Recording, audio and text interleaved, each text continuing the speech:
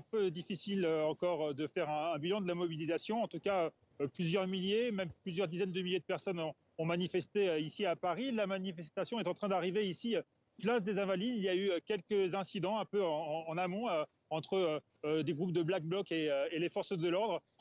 Pour le reste, vous le disiez, les revendications restent la hausse des salaires et la défense des retraites, mais aussi la défense du droit de grève, non à la répression syndicale, ont plusieurs fois répété les manifestants qui trouvent inadmissible la réquisition des grévistes demandés par le gouvernement dans les raffineries qui sont bloquées depuis la fin du mois de septembre. Écoutez à ce sujet le secrétaire général de la CGT, Philippe Martinez.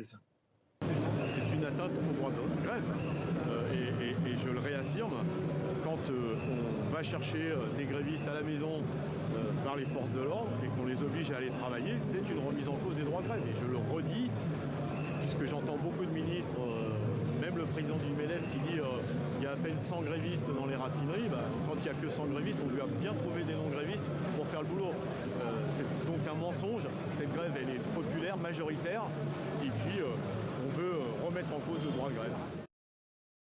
Voilà le patron de la CGT qui a dit qu'il souhaitait que le mouvement s'inscrive dans la durée. Certains secteurs pourraient reconduire la grève, notamment les cheminots à la SNCF qui, à 3 jours des vacances scolaires, ont un moyen de pression non négligeable pour négocier des hausses de salaire.